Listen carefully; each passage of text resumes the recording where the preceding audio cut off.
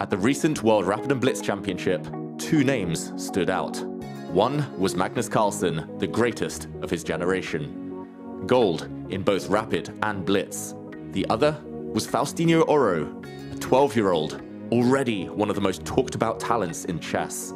They were both there, but they never met across the board. Until now. Hi. Hi. Thanks for coming. I think he's a great player. He has a wonderful positional feeling for chess, which is quite rare among such young players. And he seems to really, really love chess. And we're off. Faustino gets the white pieces in this blitz game. The time control is 3 minutes each plus 2 seconds increment. And the first surprise already. After 1e4, Magnus has started with the Nimzovich defense. Provocative move, meaning that he brings his knight out to c6 on move 1. But now, starting to transpose into the modern defense, giving white the center, but black will fianchetto his bishop and get castled. Very tentative start to this game.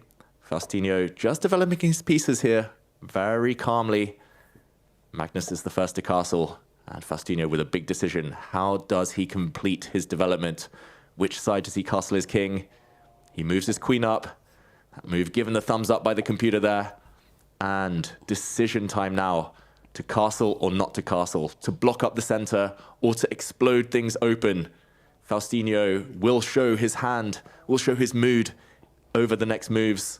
And there we go, he castles. So brave, opposite side castling, meaning he really wants to attack the world number one. He wants the win. He wants chaos. Magnus not looking too happy, but a pawn exchange there. And now just shuffling his rook to attack in the center. Again, Faustino now with some decisions to make. Does he trade off knights? Does he just defend his pawn in the center? There we go, he pushes a pawn himself, given the thumbs up again. And now Magnus has to decide how to attack that white king. He needs to do something before Faustino is ready to just throw pawns on the black king side. And white's attack will play itself. Long think from Magnus here. What is he going to do? It is blitz. He's the king of blitz. And after a bit of a think, there we go. He lashes out, pushes his pawn in the center, trying to blow things open. He's hoping that the black pieces are ready. But are they? That is the big question. Faustino looking very calm.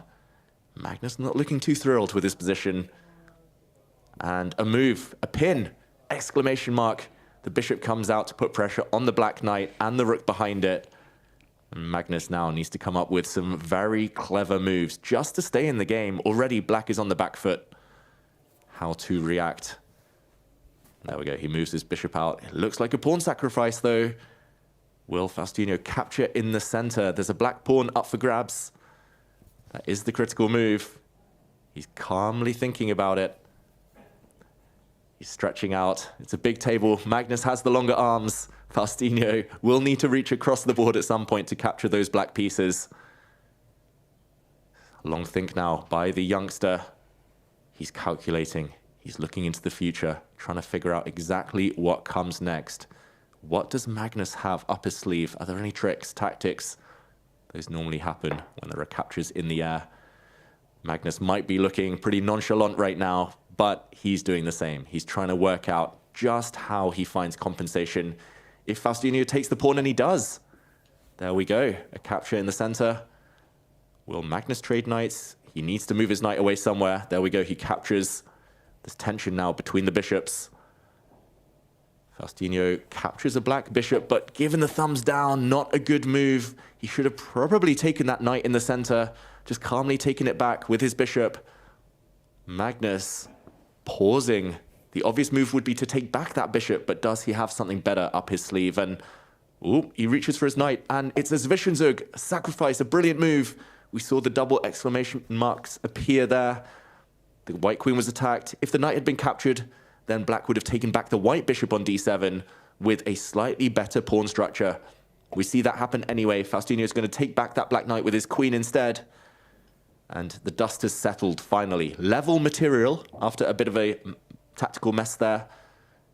But Magnus, he has a great bishop. He has some open lines for his pieces. The white king is a bit airy.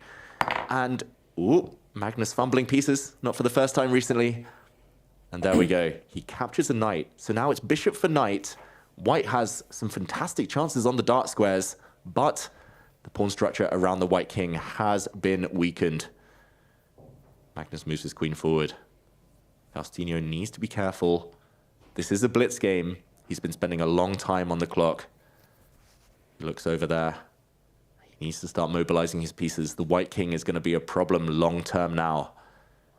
Faustino wanted to attack on this game, but it looks like the shoe is on the other foot. He brings his rook across first, putting some pressure along the f-file, using the white queen rook battery against some of the black pawns.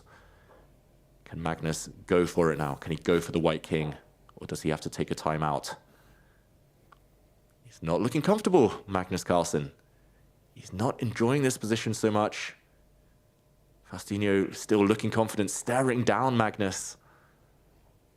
The clash of the generations. Who will prevail? Magnus calmly, slowly moves his rook forward. He defends some pawns, getting ready to stack up his rooks, potentially on an open file behind the black knight. Faustino, can he continue making threats? Nope, not yet. He takes a timeout, he shuffles his king across. Very sophisticated move. Very calm for such a young player. Magnus also pausing now.